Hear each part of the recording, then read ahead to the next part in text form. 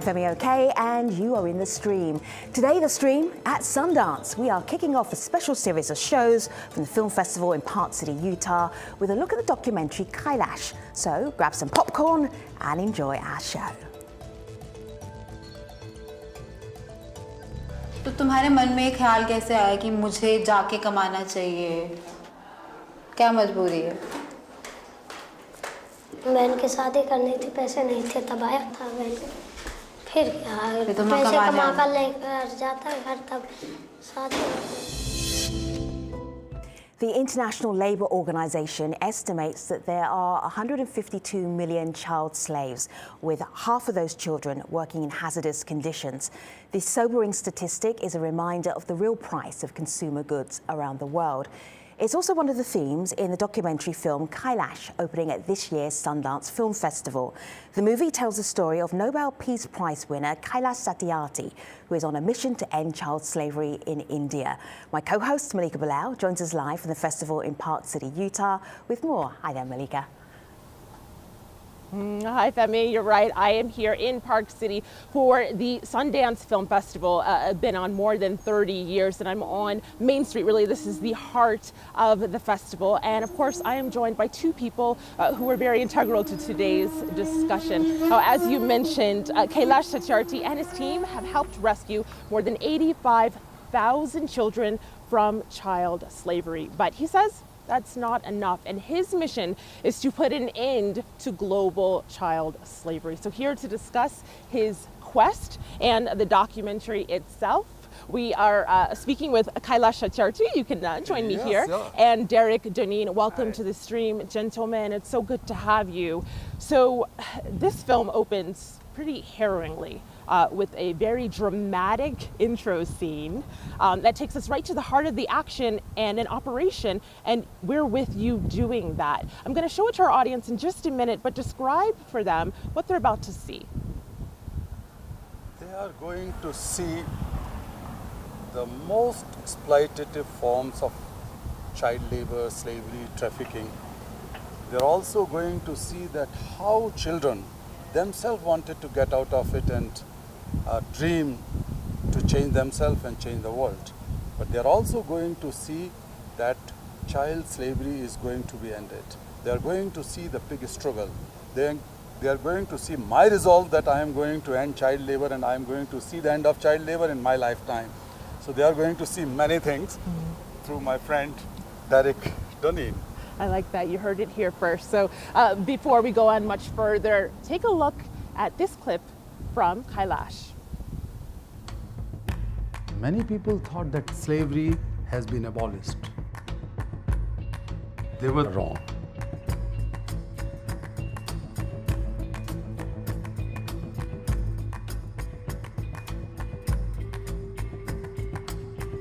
If one child is enslaved, then for me, the world is not free, and that is an evil which I want to end in my lifetime, and I will do.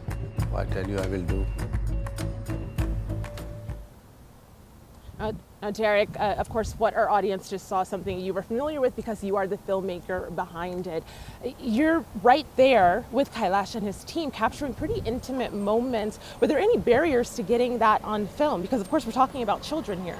Of course, no, we worked closely with Kailash and his team. They really, from day one, brought us into their world and worked very closely with us to give us the access that we needed to tell the story. And we just couldn't be happier with their participation and allowing us to do that. But what's the process like for you in talking to children for a documentary film that in the end will further the goal of ending child slavery, presumably, but you know, it's their day-to-day lives, and these are kind of the worst moments of some of their lives. Of course, I mean, we had to be delicate and respectful, but it was really just about spending time. You know, we spent 3 months there at the outset, really just living with the kids, knowing when to turn the cameras on and when not to. I think that was one of the most important things.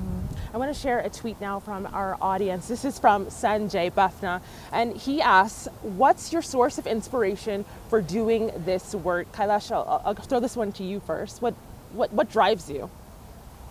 Well, nothing could be more precious than the freedom, the gift of God. And when the smile of freedom appears on the face of a child whom I free, I feel that I'm freeing myself. And that is the biggest inspiration for me, that each single time when a child is freed, I feel that this is a small victory over slavery. And one by one, we are reaching to that point where slavery would be over. How did you get to that point, though? Because clearly it started in anger. It started with you seeing something that needed to be changed. How did you funnel that into action? Well, it is driven by a deep-rooted compassion, because I feel connected with the suffering of those children, and I also feel to change that suffering as my own suffering. So that is, of course, the drive. But when we come to know about a child has been missing from the family, and the mothers come and knock my door, and sometimes they are sitting and waiting for us to do something, then we have to start finding that child. And once we find the child working in a factory or in a mine, then the real program, the real challenge begins, because it's very dangerous.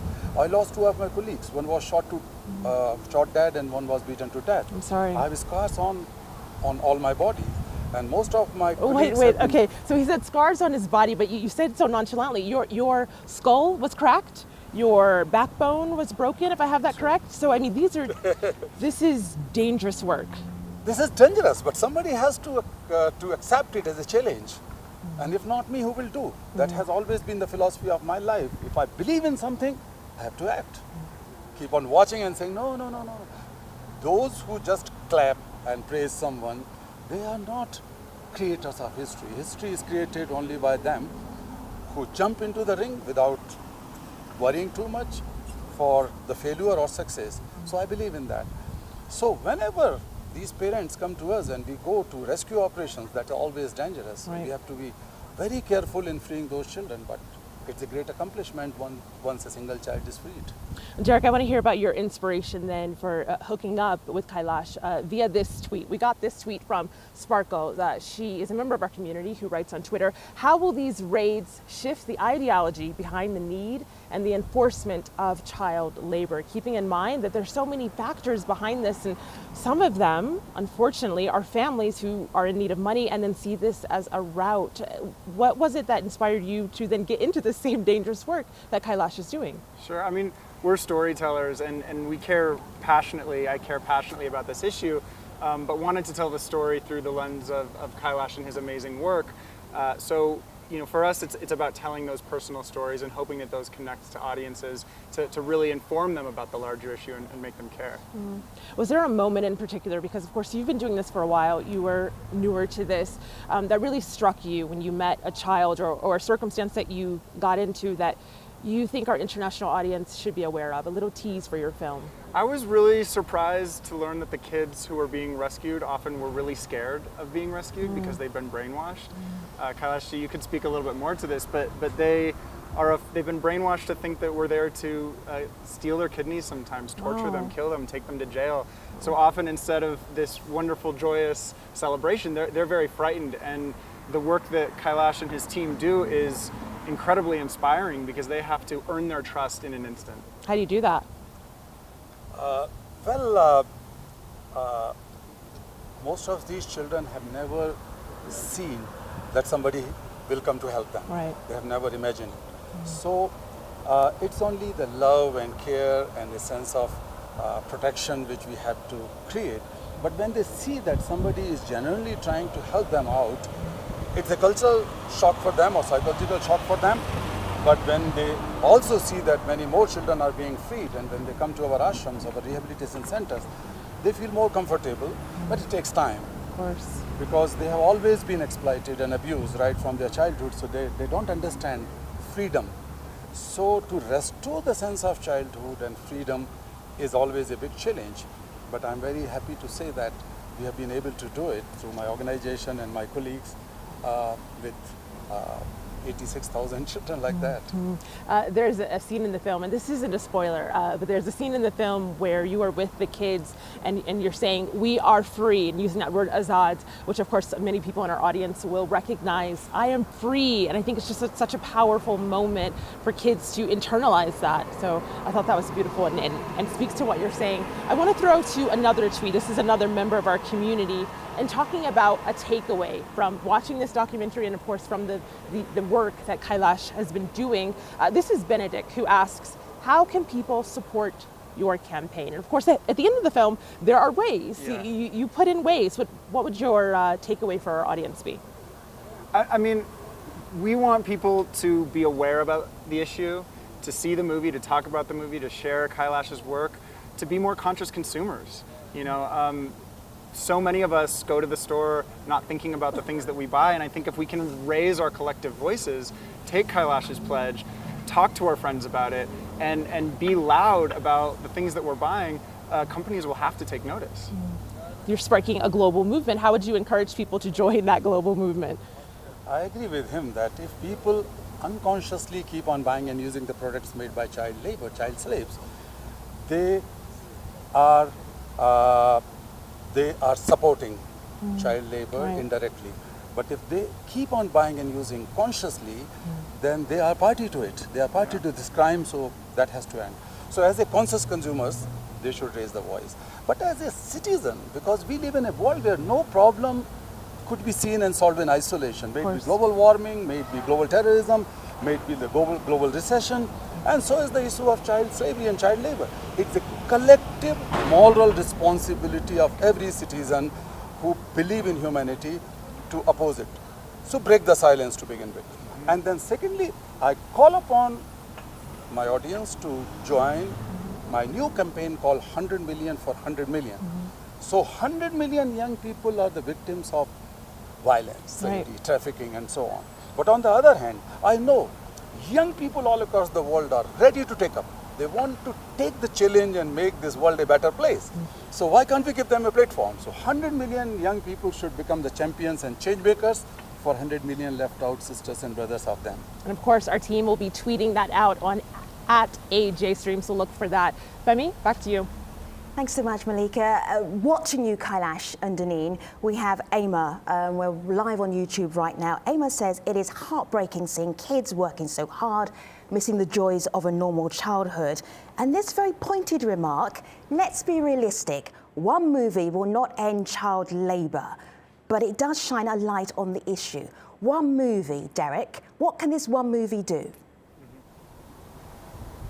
Oh, it can do amazing things. I mean, we see it time and time again, starting with Inconvenient Truth, which was made by Davis Guggenheim, my friend and mentor and producer on the film, which started a global conversation. And we really hope that this movie can start that global conversation. And yes, it's not just the movie. We are storytellers. But again, if we all collectively join in the effort and demand transparency and say enough is enough, absolutely change can happen. So for more on the film, Kailash, go online to sundance.org. Look here, there is an entire page for Kailash. You can find about the film, where the showings might be, and also how the international community may well be able to help. Kailash Satyarthi, Derek Deneen, thank you very much. Good luck with your premiere in a few hours' time. Take care. Thank you. We'll hear more from Malika in just a little bit, but how can we, the international community, make a difference? Joining us to talk about this in our studio, we have Reed Mackey, Director of Child Labour Issues and the National Consumers League, and in Chicago, Kerry Kennedy. She's a board member at the Kailash Satyarthi Children's Foundation and the president of the Robert F. Kennedy Human Rights Organization. Welcome to you both. Reed, there is a potential there for people to watch Kailash and think, oh, that happens over in India. It doesn't happen where I live or on my continent. What would you say? Well, we actually do have child labor here in the United States.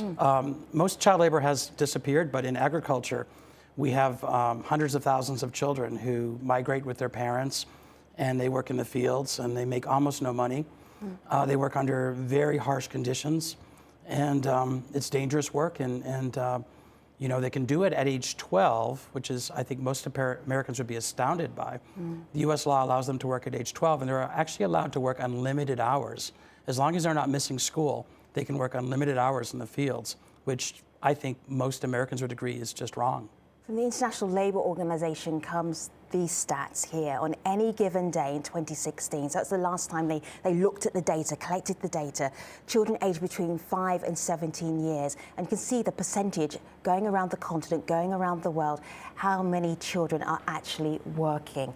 Kerry, for you, why is this such a critical issue today? So many things going on in the world that we need to address. Why this one, child labour? Well, you know, children are our future. We have a responsibility to them to make this a world that's just and free.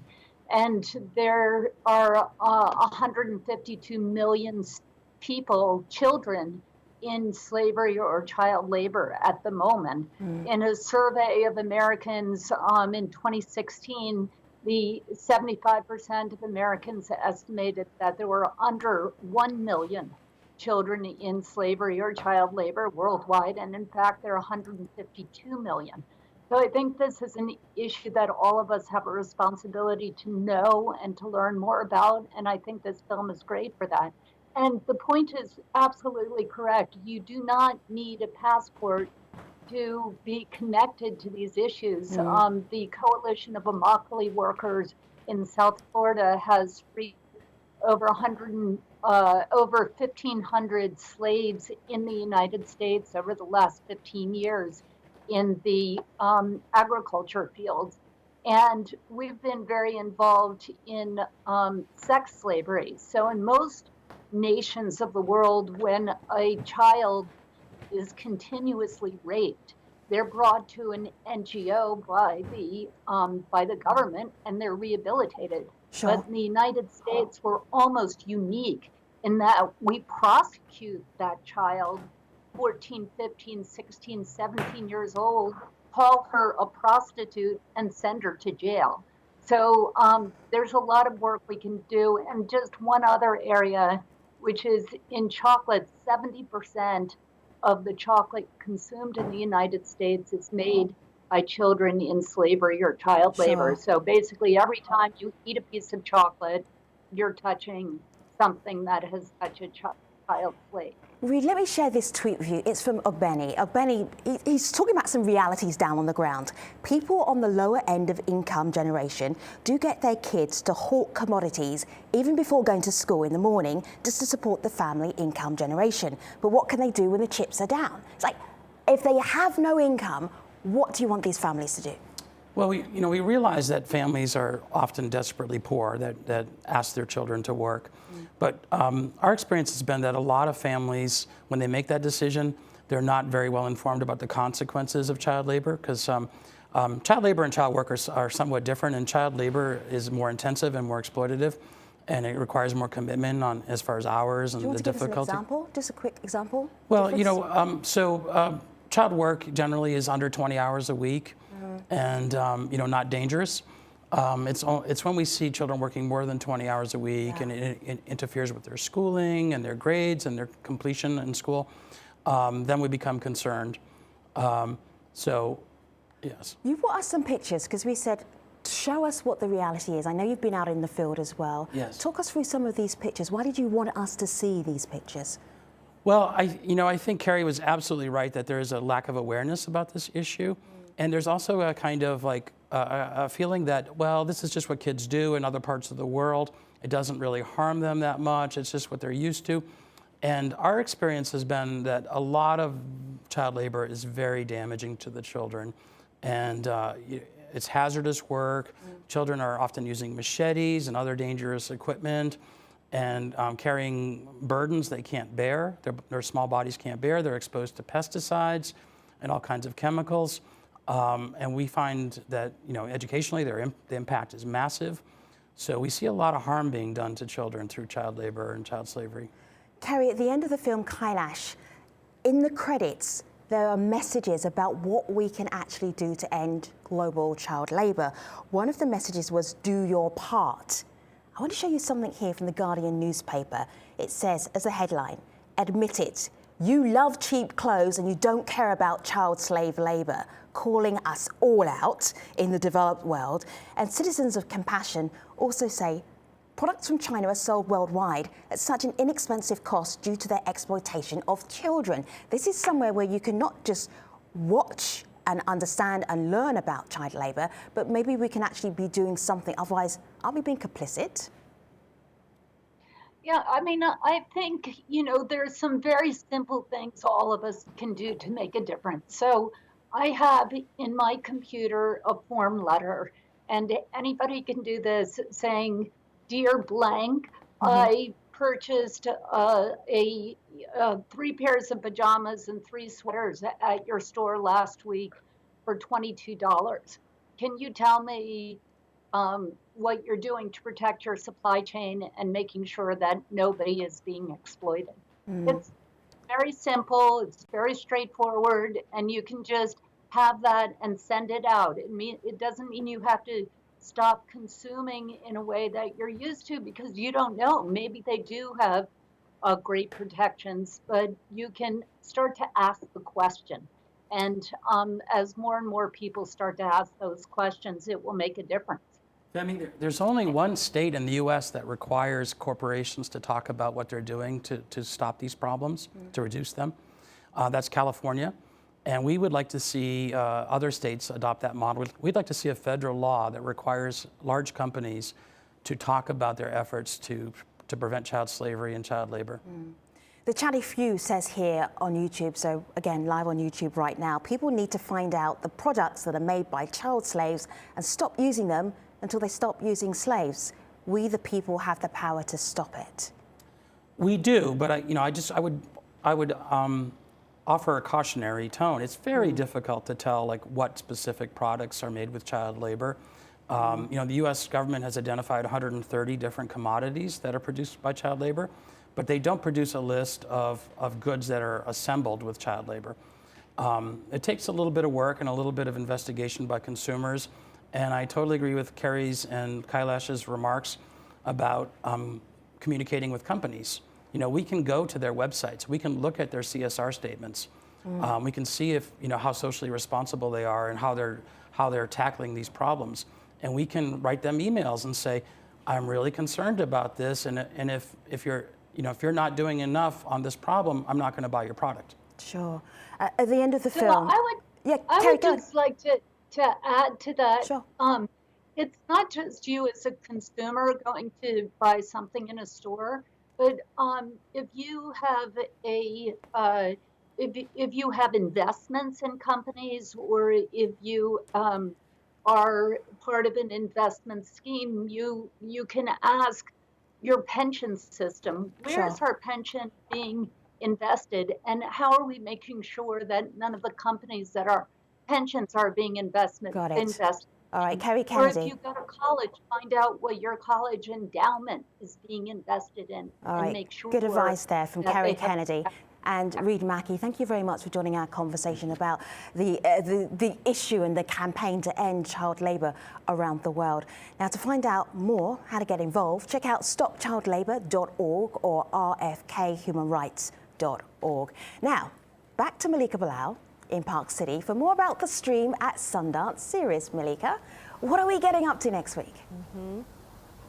Well, thank you, Femi. Not all of our shows are as disheartening/heartening as today's was. Today's was inspirational, but also made me tear up a bit when I watched it. So on deck, we've got a lot more on offer. Now, for those who don't know, the Sundance Film Festival, where we are, and on Main Street, the heart of that festival, is more than 30 years old, and it features film submissions from more than 13,000 countries, more than 13,000 submissions, and more than 134 countries. Now, coming up, stay tuned. We are going to take you to the island nation of Kiribati, where people are facing the future of becoming climate refugees. We're also going to the U.S. city of Baltimore, where we'll speak to Syrian families who are resettling in a new life, a new language, a new place, and see what those challenges are. And for all you science geeks, raise your hands. Femi, I hope you're raising yours. We are taking you to the International Science Fair. Stay tuned. Of course, if you want to check out what we're doing, see us on Facebook,